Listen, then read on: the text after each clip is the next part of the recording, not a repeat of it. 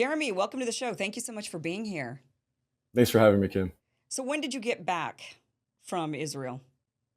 I was there for about a month and a half from the middle of October to the end of November, and then I was there for another month and a half, the beginning of March to the middle of April. Okay, so you got back fairly recently, and Mhm. the footage that we're going to show and a lot of these images are these from this last trip that you took, or was this from the first trip you took? Most of them are from the last trip, I Okay, think. so Mhm. tell us what you were doing. What did you do the first time, and what did you do this last time that you were there?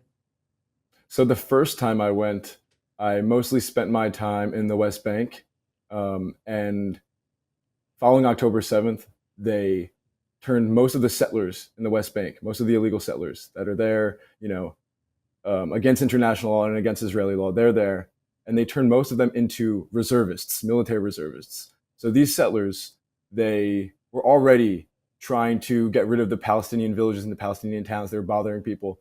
They were terrorizing them, but they were made military reservists. So they were given uniforms, guns. Some of them were given Humvees. They were given drones.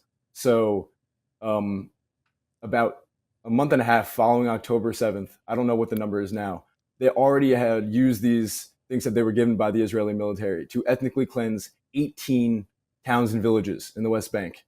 So they would kidnap their children and take them back to the settlements and tell them if you want your kids back, you'd have to leave the land. They would set the houses on fire. They would cut down their trees. They would kill their animals, their livestock. Um, they would terrorize them until the Palestinians leave and they go to another town and wait for the settlers to come there. So I was going through these villages through the West Bank, and I was living with these Palestinians, and they were actually very welcoming. It was me, and there were a few Israeli activists with them. And when there are Israelis there, when there's internationals there in their villages, the settlers are less likely to, attack or invade or do anything violent to their village if they know that there's journalists there or there's Israelis there. So they kind of see themselves, those Israeli activists see themselves as protectors. Oh Um, gosh. yeah.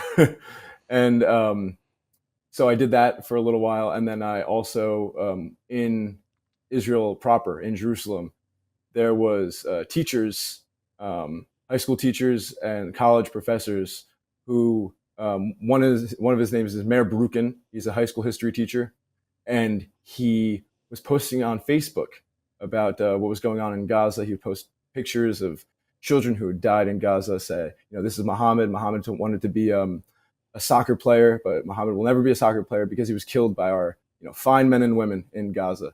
And he was actually his house was raided. He was put in solitary military confinement for a couple of weeks, and this is the crackdown that they're seeing inside of Israeli society. These are Jewish Israelis that always led a life inside of Israel of immense privilege. Now they're seeing what it's like to live under a two-tiered system of justice, And that's and just for speaking up, just for putting posts on Facebook. that's social media posts. Wow. Wow. That is so And scary. I mean, that right there, just think about that. So many of us here in the United States are anti-war voices, right? So mhm, just imagine, and here we are on the precipice of World War III, it feels like. And imagine if we do break out in a war and we're the baddies. I mean, it just feels like, mhm. more often that we're the ones that are instigating, we're the ones causing the problems. And imagine those of us wanting to speak up. This is the future for us. I mean, what we're seeing in Israel is a snapshot of what is coming for Americans if we were to go to war. Those of us that want to criticize the U.S. Foreign policy, the response, they're, saying, "Wow, look what we're doing to Russians or Chinese or whoever Mhm. it is." I mean, they'll make that illegal. I mean, this is the future. They've done it in Ukraine. They've done it in Israel. They will do it here. I mean, I think people need to be aware of the implications of the support that we give to these other countries and what that means when they then try to bring those same policies to us. And they'll say, "Well, it's It's not a wartime." yeah, it's not a far-fetched idea. It's a fact that we support that government. Right. We have not, our government hasn't vocally made any opposition to the way that they are treating Israelis inside of Israel, Jewish Israelis. So you can assume that what they're doing um, is totally fine in the eyes of the United States government, Right. which you have to Right. Yeah. be a little Oh, they'll worried about just that. label us all terrorists. I mean, that's exactly what they're Mhm. doing to the Israeli Jews that are speaking up, and they'll do it to us as well. Um, so when you were in these are you Jewish? Yes, I'm Jewish. Did the Palestinians know that when you were in the West Bank? Yeah, I'm sure. I mean, they were. I mean, I'm an American. There were Israeli Jews there that they were more than welcoming. It's existential for them.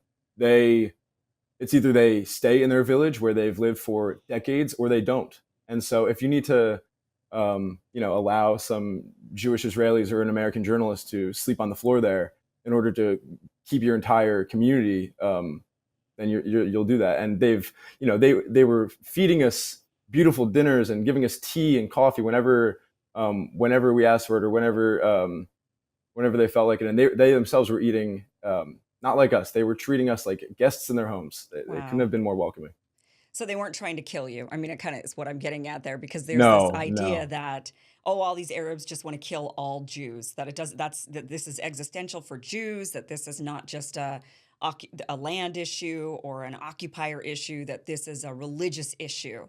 But you're saying that there are Jews living amongst the Palestinians, not only American Jews like yourself, but Israeli Jews who are part of the government, that Hmm. or their nationality is part of the oppressive country, more than, although the United States, I suppose, is equally, since we're the ones that allow it. But and they didn't try to murder you, kill you, hurt you. They weren't saying things. I mean, did they make disparaging comments about you? No, they were extraordinarily nice. I did ask a few people, um, a lot of people in America, I asked this question. A lot of people in America are told that the Palestinians are anti-Semitic, they don't like Jews, and they've heard this before. And they were very quick to explain to me, no, it has nothing to do with Jewish people. My brother here, he would point to an activist. He said, my brother here is Jewish.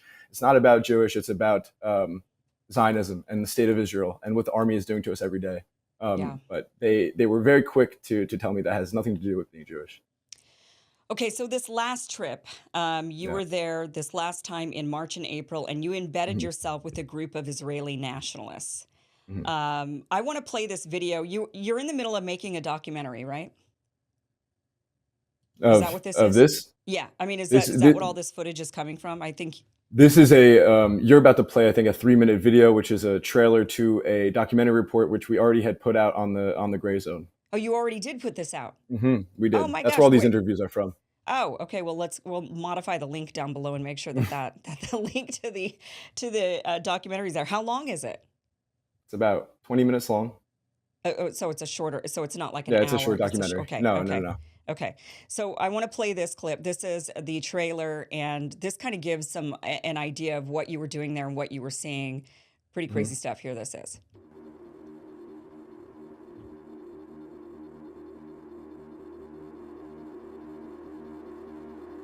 The police man, the head commander, came to us and said, okay, you guys came and blocked, we don't want to fight. And he said to us, I'll just lock the gate, you guys don't need to stand in the sun. We got lollipops, we got watermelon from the police. Lollipops and watermelon. Yeah, watermelons, and was great with them.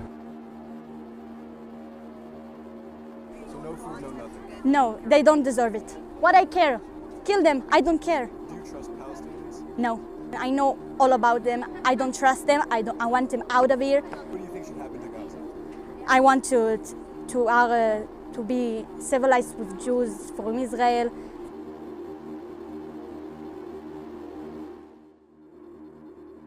My unit was in charge of explosions. We blew up houses of terrorists, mosque, UN offices.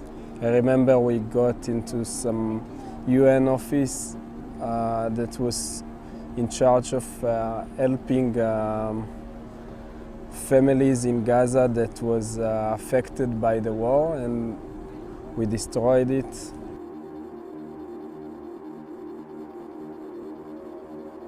We give pastries for the people, for the soldiers, for the cops, for everybody. This is what we give to our people. This is real humanitarian. okay? They need to block the aid to Gaza. They need to block the gas to Gaza. Everything to block. And this is what we do every week, 2, 3, 4 times a week. And as the Bible says, this place is for us, it's promised for us, so they can starve to death to pay on the things that they've done to us on the 7th of October. אני חושב שצריך, לא יודע, אני חושב שצריך כולם להיות מאוחדים ואנחנו צריכים, אנחנו נכנסים, צריך להיכנס חזרה לעזה ולהשתלט שם על המדינה, להשתלט שתהיה מדינה שלנו. Bibi is a puppet of Biden, because we cleaned all Gaza, except in Rafiah. Why aren't we going in there? Because Biden asked us not to. That's the only reason. There's no reason not to.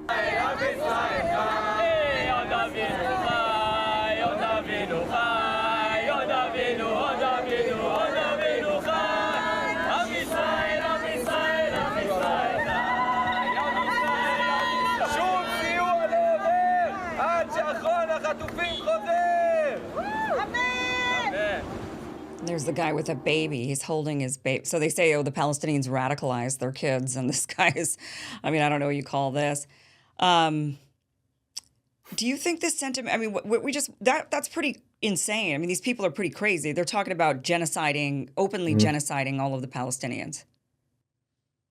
Yeah, that was their goal. I mean, their stated mission was to make sure that no food, no humanitarian. I mean, they would see rice flour going into Gaza, and they would act like they are seeing RPGs going to Gaza. They would, they were trying to stop the trucks from going in there. They were trying to breach the Egyptian border to attack the people in the trucks who are just driving the rice into Gaza. Thank you for watching this clip from the full Kim Iverson show, which you could catch just by heading to that link down below, KimIversonShow.com. You can watch the full show from what you just watched, or you could catch the full show live Monday through Friday, live streams, 5 p.m. Pacific, 8 p.m. Eastern at KimIversonShow.com. See you then. Be sure to like, share, and subscribe.